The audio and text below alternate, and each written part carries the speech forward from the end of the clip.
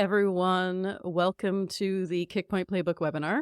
I'm Dana DiTomaso, founder and lead instructor here at Kickpoint Playbook. And today I am joined by Bernard Huang, founder of Clearscope. Today's topic is really timely and very interesting with all the recent algo changes by Google to try to catch up with that low-quality AI-generated content. And that's the concept of information gain. Please make sure to ask questions in the chat. We'll definitely have time to cover those at the end. And if you have to drop out early, we will be emailing everyone who registered a recording of today's session. So now I'm going to bring in Bernard and really get things rolling. Hey, Bernard, thanks for joining us. Dana, it's an absolute pleasure and complete honor to be here.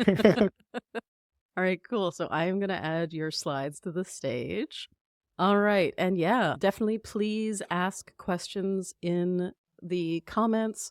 What I'm going to do is I'm going to save those to the end. And I know you have some like supplemental tabs of interesting things to show us. So this is your chance, SEOs and people who are like dabbling in content, ask your question about information game because Bernard is the expert. All right, take it away. Thank you. Thank you. Yes. So this is meant to be, I would say, a very interactive session. I think that the concept of information gain is very relevant, very timely, given the advent of artificial intelligence or large language model technology. Please ask the questions. Dana will be moderating the questions, the chat. I think she has a few questions prepared as well. And I'm happy to answer them as they come, / as Dana deems that they're fit. So with that, let's dive in. Information gain. I think that this has been a very elusive and interesting concept, which is why I call it factor or fiction. It's, I think, a pretty interesting factor. I think it's very hard to parse out, just given how complex this whole how Google works thing works. What we're going to be covering today, first, just the basics. We'll be looking at the patent. This is what Bill Slawski first saw, which popularized the concept. So what it is, why it matters, and then how Google uses it. We're going to then dive into how large language models work and talk about how they're trained on embedding data and different sources. And then we'll take a look then at what's going on with Google search in relation to what's going on with large language models. Lastly, we'll go through a quick life cycle of how these all seem to play out. We'll take a look at authority, and then we'll take a look at some analysis on the recent losers. Let's dive in. Information gain. 6. What is it? You can see here, this is Google's patent on it. And I'm going to read it because it's just some legal mumbo jumbo, but an information gain score for a given document is indicative of additional information that is included in the document beyond information contained in documents that were previously viewed by the user. That is indeed quite a mouthful. Let's break it down. Let's make it a little bit simpler. Information gain is the idea that when users browse the internet for any given topic, that they want to read more about what the topic is directionally heading towards. And that's based off, of course, what Google is going to be serving the user. You can imagine that a poor experience for a user who is Googling, say, what is SEO, is we'll just reduce it to 3 results instead of the front page. But if all 3 results literally repeated itself to say SEO is about technical quality content, authority, brand, so on and so forth, you can imagine that those 3 documents that are identical are likely going to be displeasing to the user. So instead, Google wants to serve an authoritative result for rank number 1 that covers the basics of what SEO is. But then they might look at number 2 and say, okay, let's make sure that this document adds something to the topic for the user. So if result number 1 really talks about quality content and technical SEO, then Google would assign a information gain score of something positive if rank number 2 were to start talking about, say, artificial intelligence or large language models. In that particular case, we can then say that, okay, document 2, which is now talking about AI, LLMs, so on and so forth, are now being brought to this particular topic. And that's then what diagrammed here, right? Google has a strong understanding of how topics relate to one another. In Google speak or SEO speak, this is known as the knowledge graph. And then information gain then refers to entities on the fringe of that particular topic. In this example, this would be large language models, artificial intelligence, Gemini, GPT, so on and so forth. Why information gain matters to Google is pretty simple. It's the fact that most topics evolve, and Google wants to be giving users the best answers to their questions, right? Given that SEO is evolving towards more AI or evolving towards more topical or brand authority, Google needs to be aware that is happening. And so they can serve documents that give those answers to the questions or searches that users are performing. Pretty simple. How Google uses information gain, this is again from the patent, is to really just look at documents alongside other documents. And in this particular diagram, they'll take a look at a document and say, okay, has this been viewed by the user? If it has, then let's understand all of the concepts. I'm going to use entities as pretty frequently within this talk. So all of the entities that that document has contributed. And then Google's going to say, okay, let's look at other documents that have covered this particular topic and whether or not they are bringing new entities to that particular topic in a meaningful way. The more information gain or addition your document brings, the higher the score. And then Google's going to select a new document from the second set based on the score that Google has assigned you.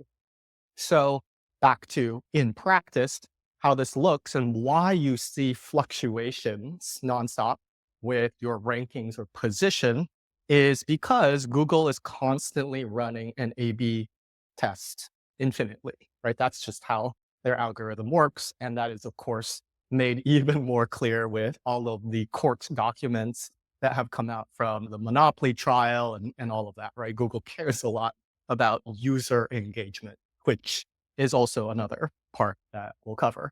But Google is saying, okay, this is essentially a Google Search Console screenshot. Below the orange line is position.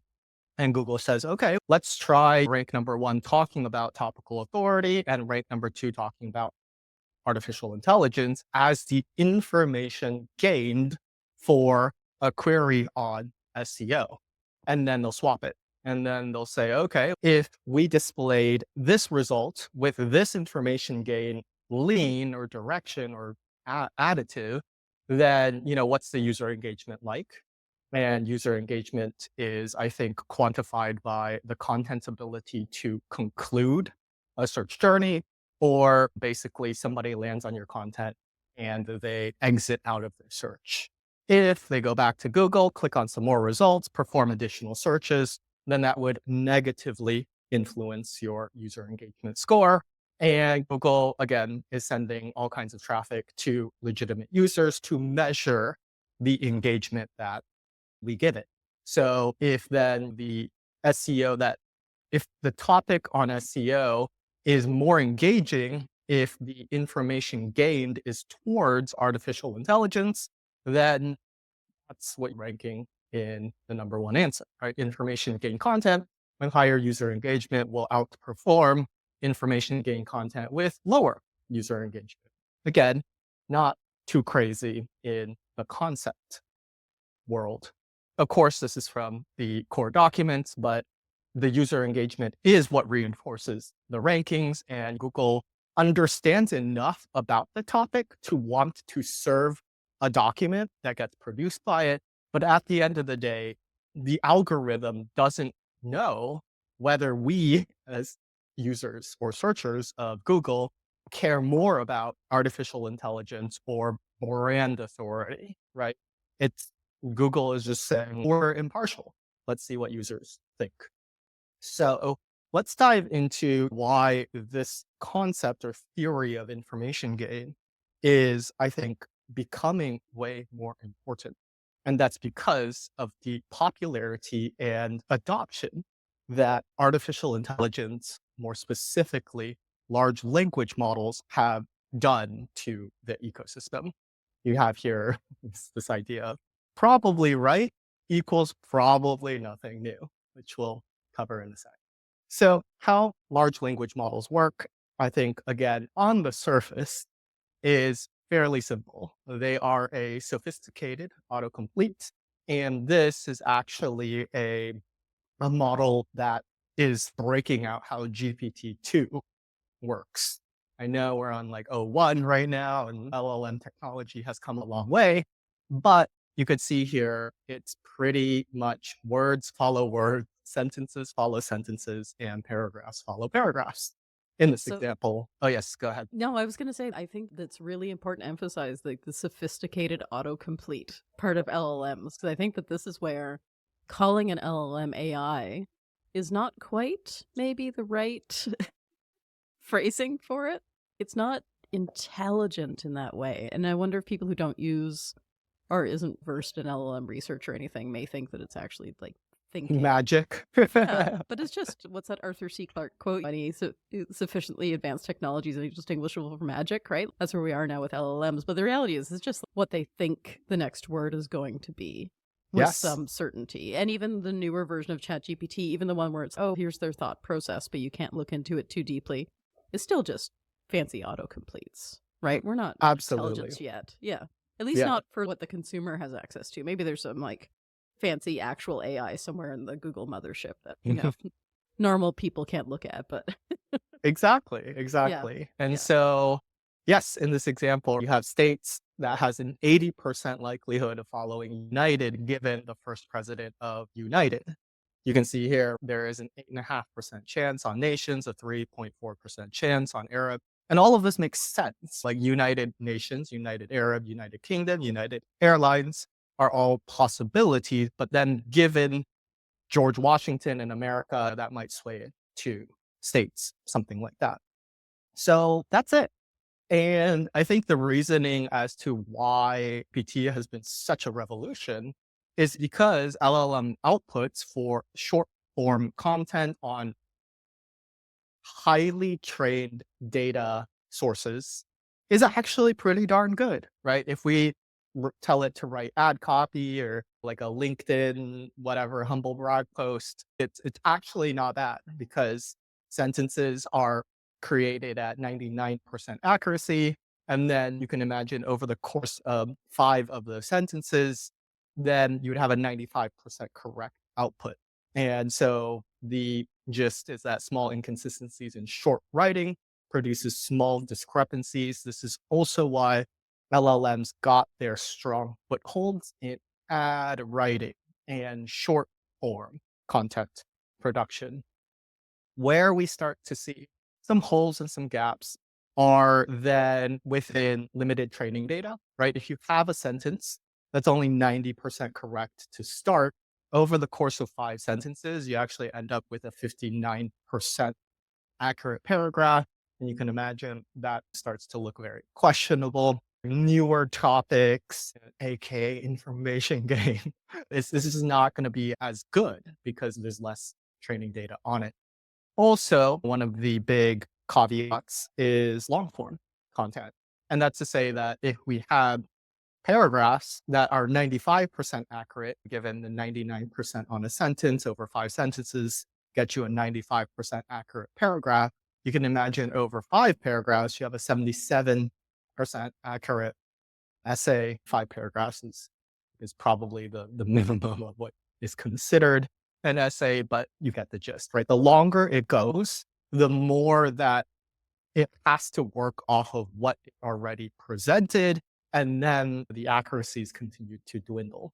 So the whole idea then is that LLMs are focusing on high confidence outputs, right? If we go back to the knowledge graph example, LLMs are going to strongly prefer the things where they are confident in, because that prevents inaccuracies, hallucinations, some biases, and they're going to focus more on that. Obviously, this is where the concept of temperature comes into play. So if you have dabbled around with a lot of LLMs and you're going into the nitty gritty, you'll have noticed that there is this idea of temperature, and temperature just gives the model more lenience to venture outside of the bounds of what it thinks is likely to be right. So if you dial up the temperature, then you start to get things that the LLM will suggest, like gluing cheese to pizza, which we'll come back to in a second. Anyways, all of that's to say that LLMs are basically designed, stock LLMs. Obviously, there's a lot of things where we're trying to improve LLMs within certain niches and certain applications, but on average, LLMs are designed to focus on being not wrong. And not wrong means, in this particular case, no new information being gained. So here's a nice little meme, but LLMs struggle with information gain, right? They're going to focus on the highly confidence established topics related to the core topic that you're writing about.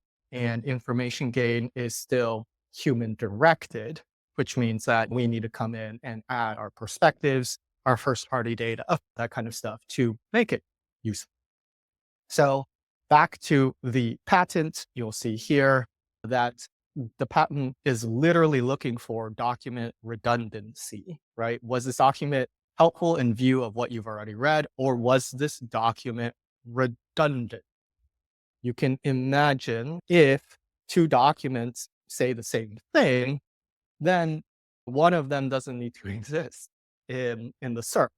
I think in the past, this would have been plagiarism or Panda, but natural language processing and machine learning has evolved quite a bit. And now it's no longer about just exact word for word copies. It's actually more of an entity specific redundancy, right? If I say SEO is quality content, authority, backlinks, technical SEO, those are entities.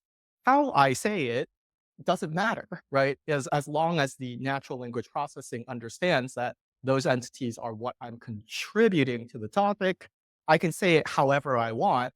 And if another document says all of that as well, my document is essentially redundant because it's not saying anything new.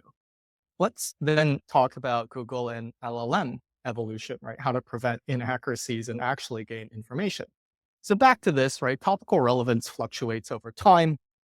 This is unless you're writing about facts, history, things that don't change, like the static concepts, which are like those kinds of things. So constant training is required to understand how us as human beings who contribute to the internet are thinking about certain things. Obviously, some topics will change a lot faster. Some, again, will change a lot slower. But an example would AI has changed so much over the last year or two. Obviously, politics is changing very dramatically because we are in the United States having an election season. So that topical relevance is going to fluctuate, and that depends on the topic itself.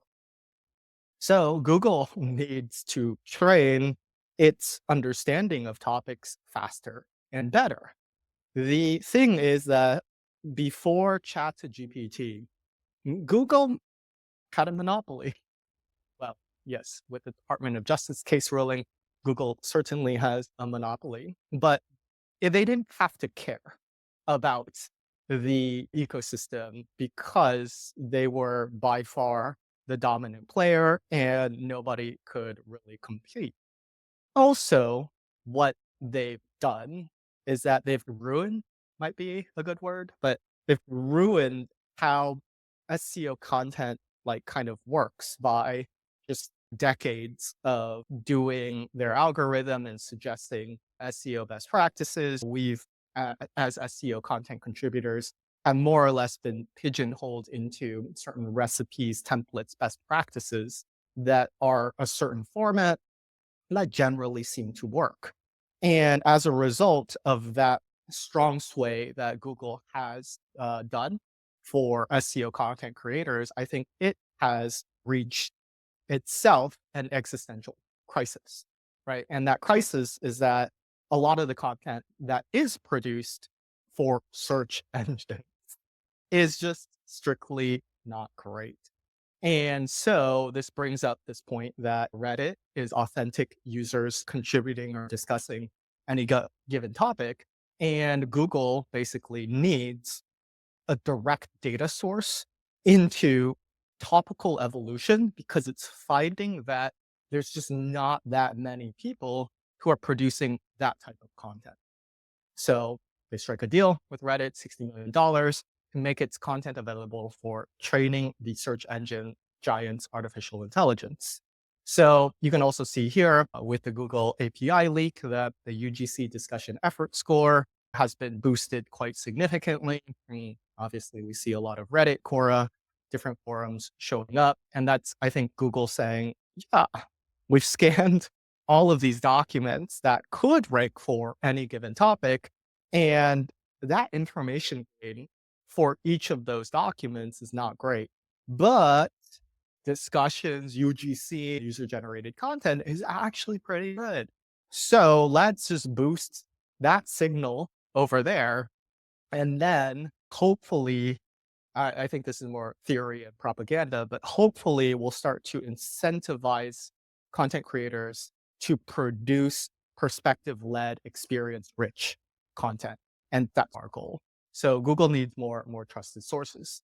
You can see here that theoretically, this is what I imagine how Google is taking the discussions on Reddit and using it to inform where a topic is evolving. So you can imagine, since Google has this direct data feed into Reddit, they basically, once comments and posts get created and published on Reddit, they're automatically ingesting that. And what they're doing is that they're likely taking the content, they're running it through their natural language processor, which is seen on the right, to then understand the core entities or concepts that are evolving for this particular topic. They're then building out loose associations of knowledge graphs that then say, oh, maybe Google SERPs is a joke or a mess, and maybe Google SERPs are biased by publishers and affiliates are getting screwed, so on and so forth.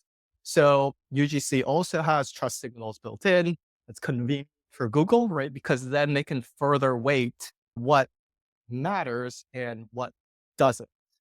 So that brings us to LLMs, and LLMs say, look, we understand that our outputs are only as good as our inputs. And Google does that, then OpenAI comes along and says, yes, we need that too.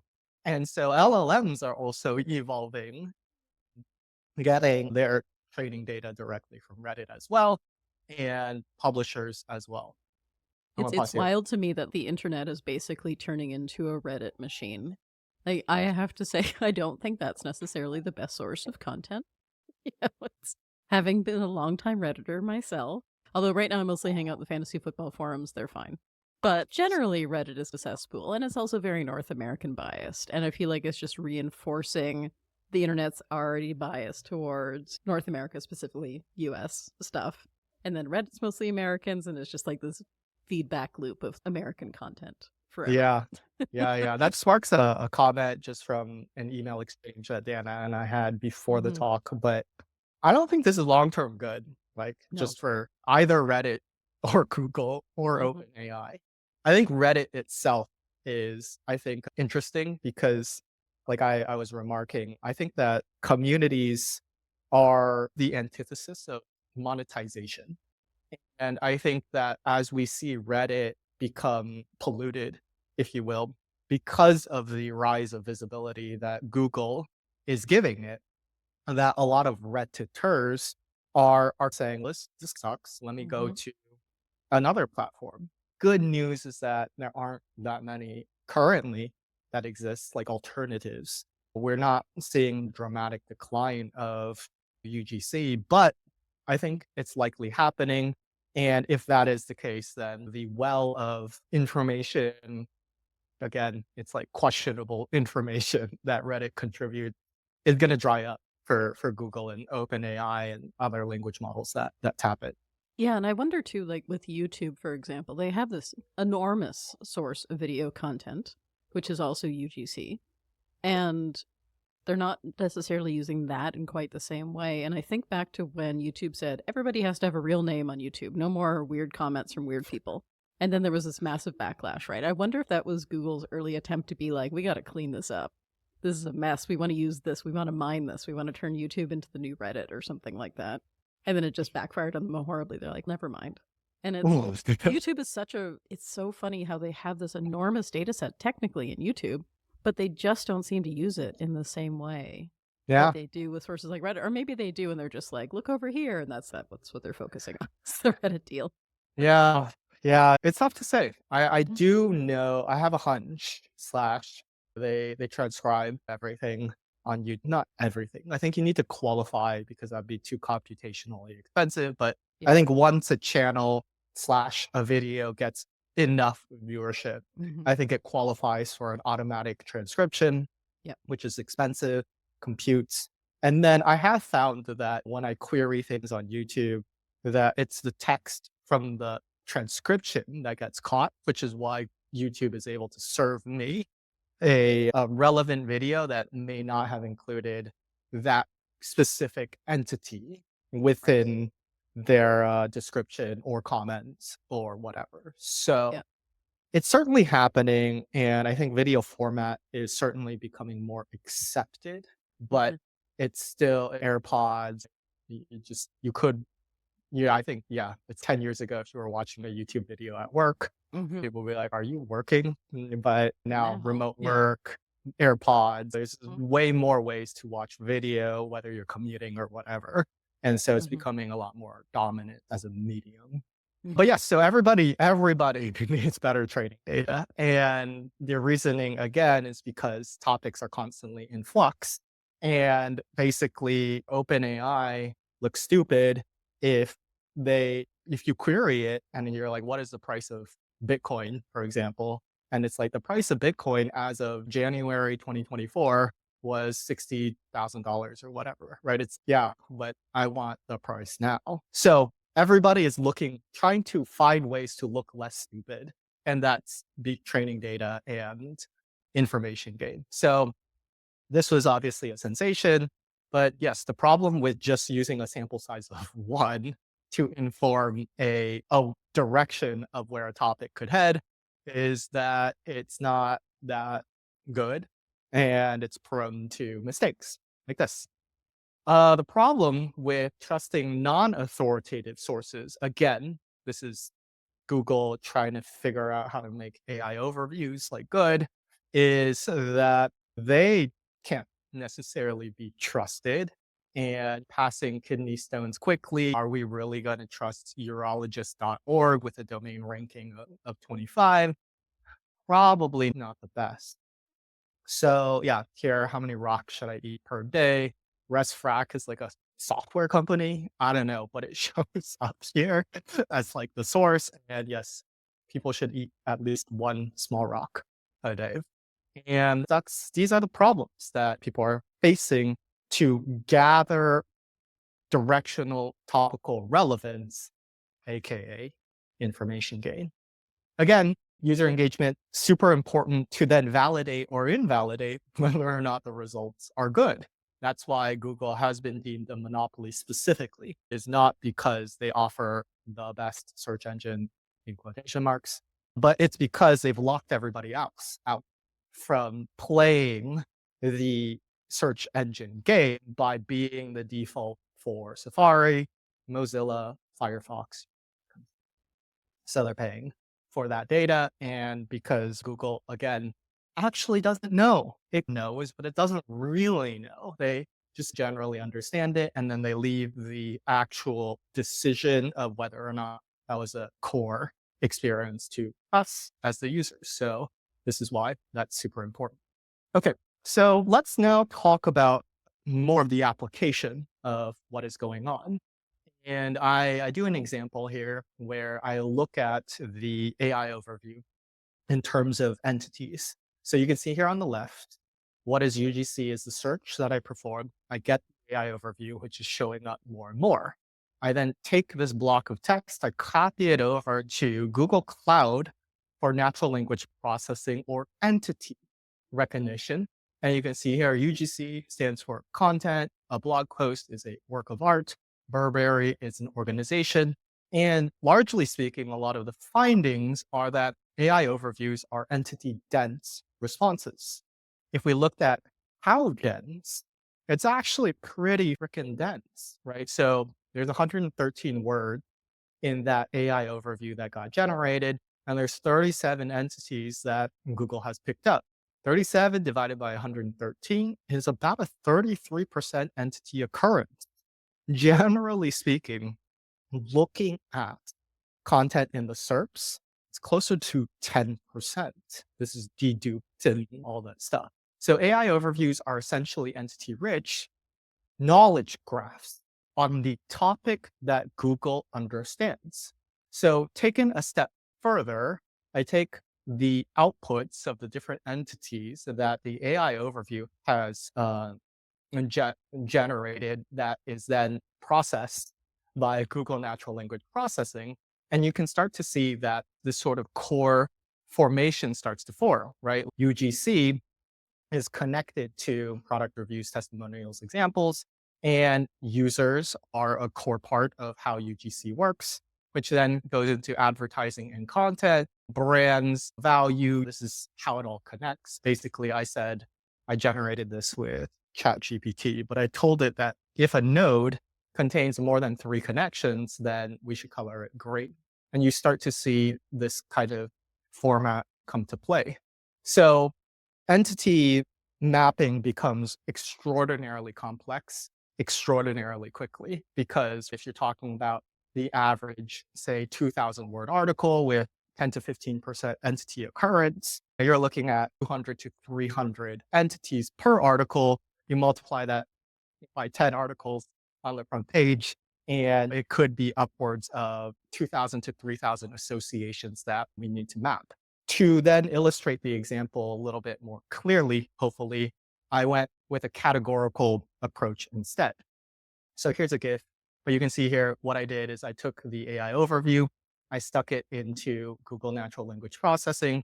It then came out with the different entities that it thought were relevant. I then went to GPT. I had GPT dedupe it, and then I told it to cluster the outputs. And you can see here, it's then saying, okay, cluster 1 is about social media platforms. Cluster 2 is about brand and marketing. Cluster 3 is about customer interactions and experience. And this little association that you briefly saw was the output that you saw here in this previous slide. So then I went and said, okay, here's an AI overview. And let's just take a look at the top 4 results that are currently ranking, number 1, number 2, number 3, and number 4. And let's do the same process, except keep it again at a high level from a categorical standpoint. So buffer, you can see here, talks about brands, companies, and organizations, followed by social media platforms and tools, people, influencers, personalities, social media handles, so on and so forth. And then result number 2, which is Hootsuite, again, brands and companies, social media platforms, content types. Number 3, which is Instapage, same thing, brands, influencers, social media. Number 4, which is Bazaar Voice, same thing, brands, companies, platform, so on and so forth. And then I told GPT to bucket them all together like this. And what you're seeing is very interesting because essentially, and then yes, I had it color coded. So beneath each of the high level categorical associations, you'll see where they showed up. Brands/companies is mentioned in all results, right? AI overview, number 1, number 2, number 3, and number 4. The lighter green stuff has more of a 3 out of 5, like 3 or 4 out of 5 association. So pretty much everybody talks about content types, marketing concepts, people and influencers, business outcomes, UGC and feedback, so on and so forth. Where you start to see a little bit of deviation is within the yellow and the orange, but events, metrics, roles and jobs, general concepts, geographical locations, miscellaneous is just random concepts. And then you can see here number 2, which is Hootsuite, actually talks about legal and ethical considerations. So we're starting to see that there's a footprint. Clearly, Google, if we look at just strictly the AI overview, like the core concepts, clearly Google has a good understanding of what it believes user generated content should be about. And then we're seeing that positions 1, 2, 3, 4 are then covering those for the most part, and then adding specific categories that they think are particularly relevant, like geographic locations, legal and ethical considerations. So now we're starting to see some semblance of what a lot of people call semantic SEO. And semantic SEO is the fact that Google does indeed care that your content is somewhat relevant to the topic. And that's why Clearscope as a software exists, right? We give you insights into the core entities that you should discuss for any given topic. And that's because to a degree, you do need to prove to Google that you do know what you're talking about. But as you can see here, then you need to add to that particular topic with information gain in different directions that you think the topic could be evolving. And people have been calling this first party data and perspectives, experience, that sort of thing. I think it doesn't particularly seem to matter. Google's not like, oh my God, like for this, you need to talk about legal and ethical considerations, right? As long as you cover the core of what Google expects you to cover, you've covered your bases there. And then, yeah, you can do a survey, you can write about your own experience, implementing a UGC program and how it worked or didn't. It doesn't matter, just as long as the core concepts are covered and then you're bringing something new or interesting to the table. So let's take this one step further and then look at how this interacts with the SERP using recent examples. All right, so this is how Google ranking works according to Mario. It's really complicated, but you can see here in the entities, you have knowledge graph. So that's really an interesting core focus of how all of this works. But yeah, this is pretty crazy. You can see here that information gain is actually called out specifically within the API leaks, the information gain of content features when selecting the splitting feature to split the node. I don't know exactly what that means, but it's in the API documents at the very least. And then, all right, so this is the life cycle. We know that SparkToro and iPullRank were the first to break the news on the Google algorithm leak. This was published May 27th, 2024. So I think that, again, this is where Google has gotten into trouble, but Google first has to evaluate the trust signal for your domain, because not everyone can contribute to swaying Google into believing that cheese needs to be glued on pizza. Happened, but that was because it was Reddit. Anyway, so Google is evaluating trust signals. And I think that this is perhaps the best rendition of the different attributes that Google is looking at when they're evaluating trust signal. And that's broken out into page embedding, site focus score, site radius, and version of the published piece of content. Okay, so then let's take it one step further.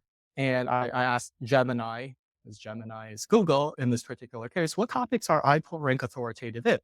iPullRank is authoritative in technical SEO, content strategy, and SEO content. Great. That makes a good amount of sense, right? That they are an agency after all. And so you can imagine going back to that idea of site embedding, site focus score, and page embedding, and site radius, right? It looks something like this, right? Google says, okay, iPullRank published this piece of content on secrets from Google's internal engineering documentation. The page embedding, right? What I've understood this page is about is Google algorithm leak. Google Search API leak, all those different things, but we'll dumb it down to a page embedding of Google algorithm. And then it looks at iPull rank and says, okay, what is iPull rank authoritative in, right? Technical SEO, content strategy, SEO consulting. It's pretty focused, right? It's an agency. It just really talks a lot about SEO. That's good. The page embedding, how far away from the site embeddings is this particular topic, right? So what's the overall site radius in terms of an overlap? And it might say, okay, this is 0.6. And so, yeah, that's pretty good. So it qualifies to sway Google into thinking that this particular topic could be evolving Google algorithm towards Google algorithm leak, right? And so then it gets put into the Google sandbox testing. It seeds into the search results. Again, that highly depends on where that overlap is. I think in this particular example, it was like 1, 2, or 3 pretty quickly because again, 0.6, 0.9, that's pretty overlapped. All right, so then user interaction informs the algorithm. When Google displayed that iPull rank result at position 1, were people finding what they needed? Reads, clicks, scrolls, dwells, whatever. So yeah, it looks pretty good. The interaction then influences the knowledge graph, right? So Google search was about authority and quality content. And whoa, okay, there's a new possibility from an entity perspective that Google search can now be linked to this internal document API link. So they're now making that loose connection because iPull rank qualified to sway Google's information for the topic in the knowledge graph. And they're saying, okay, we'll try it. But then the other sources come into play. And this is like search engine land. This would be Kickpoint. This would be Clearscope if we were to cover it.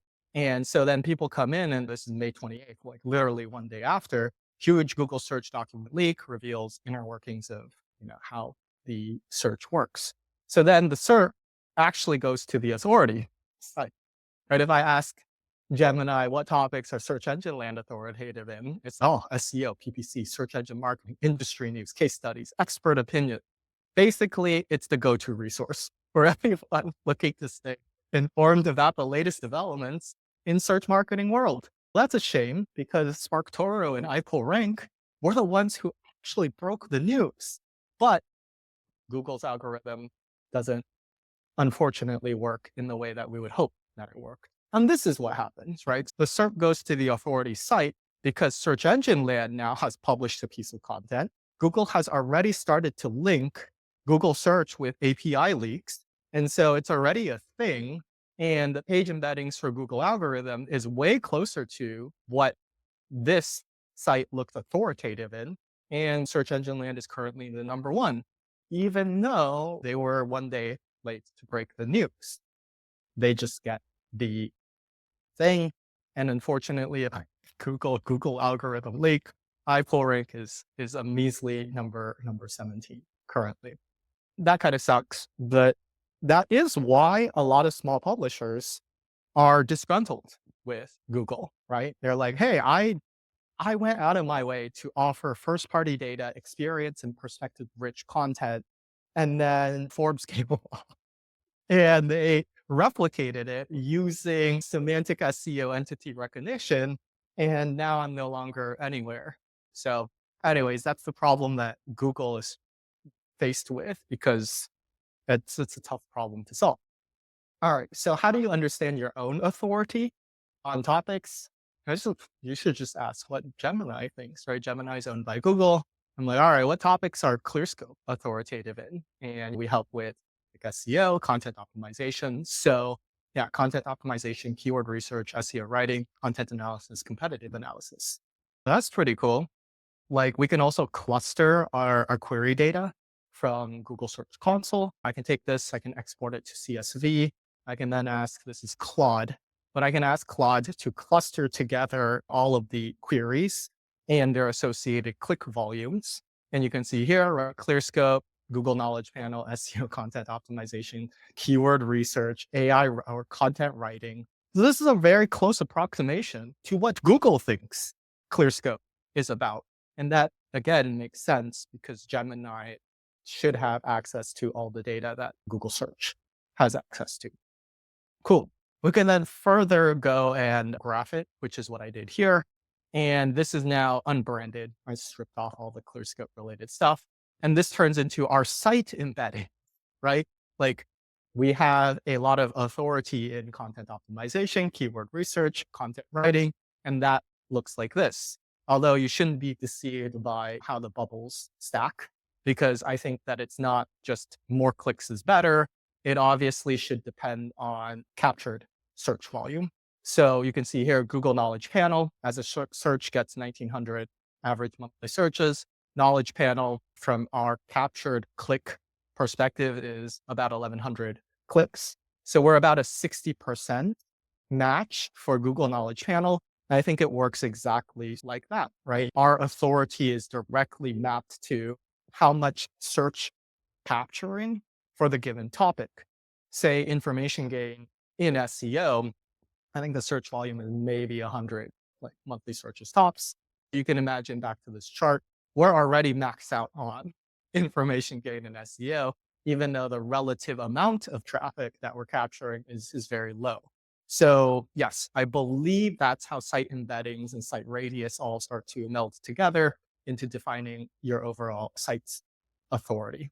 That So was lastly, totally what I was going to ask, actually, was like, what is site radius? This is, yeah. So that's so interesting about the concept. I just wrote down captured search volume and I put a huge box around it because partially too, while you've been talking, I've been thinking about like, how can we turn this into reporting ideas, and the idea of captured search volume in terms of like, how much are you getting is so much. yes, And I think Stat does provide this. Moz's ranking tool Stats.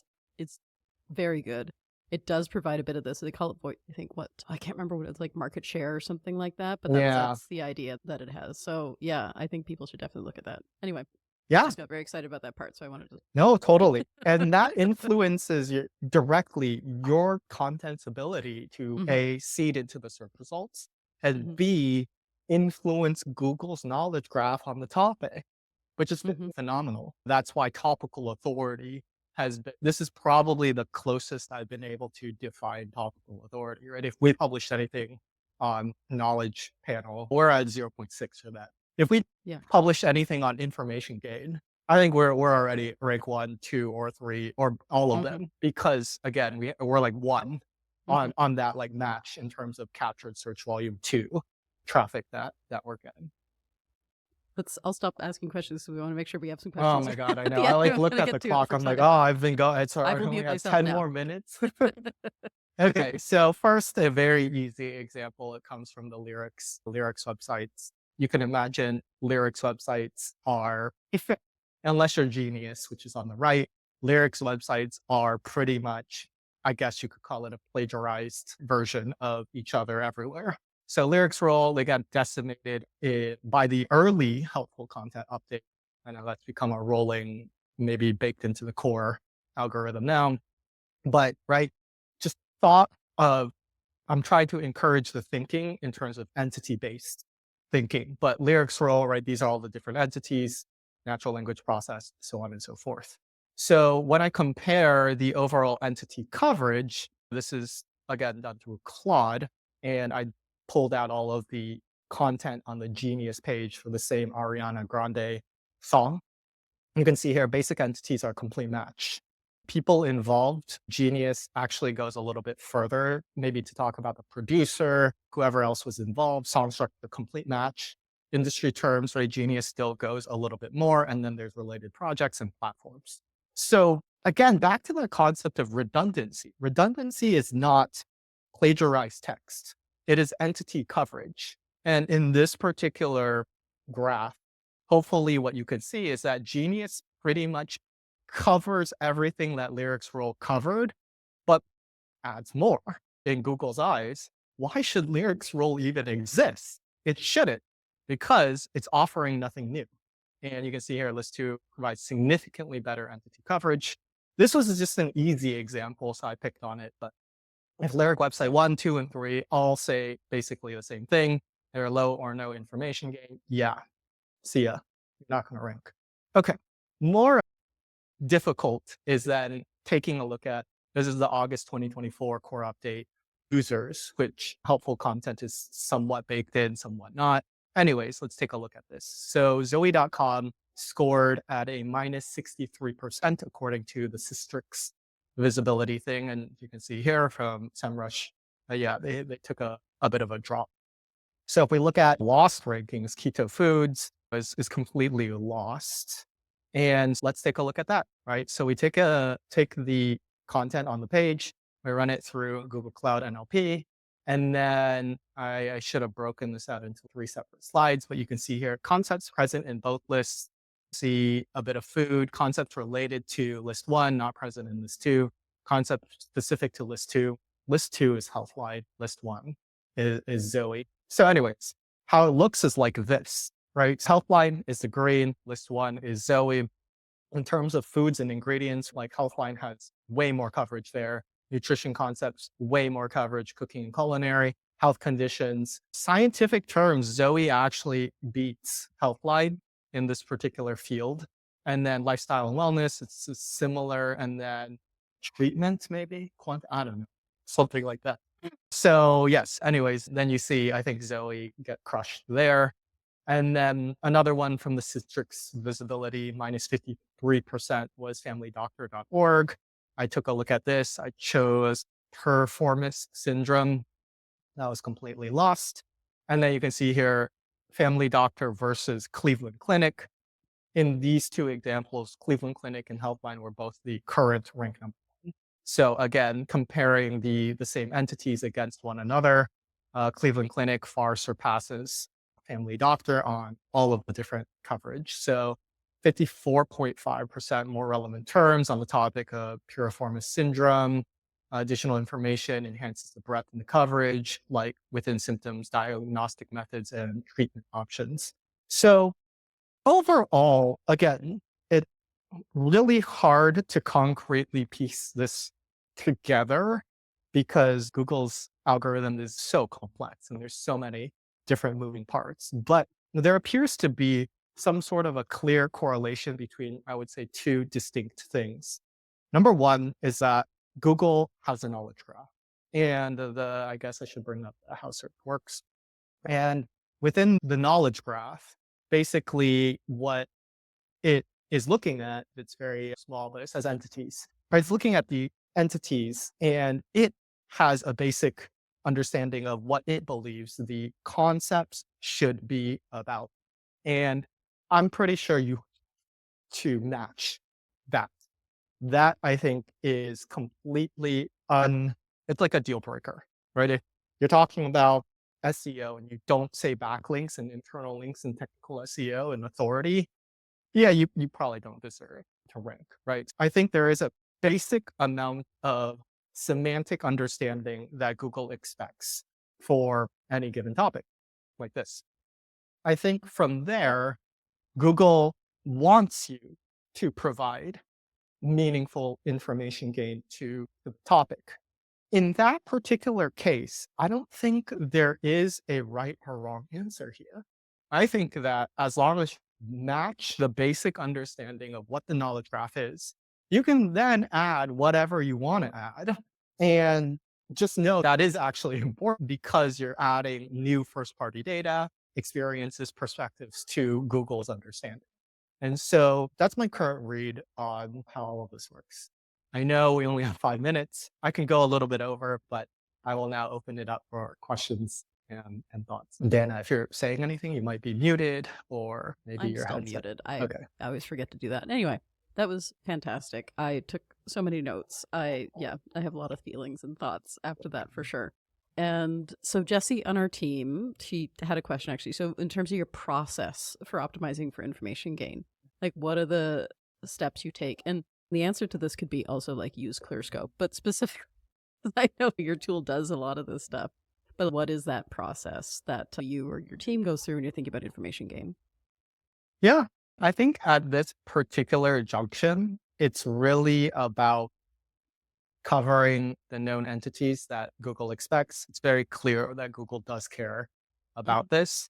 And then again, it's injecting your own story, perspective, experience, first party data on it. I really think it is both that simple and that complicated. Again, the complication is because of that, but I think mainly also this, right, is that Google might look disfavorably upon your website for the topic that you're trying to influence with information gain. If that is the case, you could do whatever you want and it doesn't matter. And so there is this whole like thing where it's where are you in terms of the like site embeddings and site focus score. And again, I think that is where Gemini is like a good way to understand that, or perhaps the clustering of your own like click data. If you're brand new, obviously you have your work cut out for you. You got to build a bunch of links, build great content, really inch your way up. But then from here, I think information gain is really just then you have to qualify to be able to contribute to the topical evolution. Yeah, so these topics are like the table stakes, and then it's up to you to take it from there. Yeah, that's right. Yep. Yeah. Okay. I think we're going to have questions afterwards. I have to say that there's so much. I know people who are going to be watching this later, a lot of people are like, I have a meeting, I have this going on. So if you're watching this later, please make sure, ask questions on LinkedIn. Bernard, if you want to hop on your last slide, you had your slide for the newsletter. So definitely subscribe to the newsletter. It is great. And reach out on Clearscope. And I think that this is such an interesting topic that I think if SEOs are going to keep competing, stop making the same old recycled crap that everybody else makes. Let's try to elevate whatever it is we're writing about. If it's SEO or plumbing, you have to add to it a little bit. And I think there's something to be said for even things that people would consider to be boring content, like plumbing or accounting, or there is still information gain that is accessible there by looking at what's available to us in the search results already and going from there. You got it. Yeah. Yeah. All right. Thank you so much for coming. I really appreciate it. And yeah, so I have one last thing I'm going to say about our very next webinar. So I am going to be at a conference on our next webinar date, which is October 15th. So Aaron Weech from Leadferno will be joining us. The topic is the conversion code, how to turn website browsers into buyers. I think that one is going to be great. You can sign up for that event on the Kickpoint Playbook LinkedIn page. We're going to email out a replay of this webinar once StreamYard's done processing it. We'll send that out later on. And then, of course, Bernard, is anything else you want to promote? Anything you've got coming up as well that you want people to mention other than your newsletter? No, I think there's a lot of interesting stuff happening with AI and SEO. So I think great change comes great opportunity, and stay agile and stay on your toes.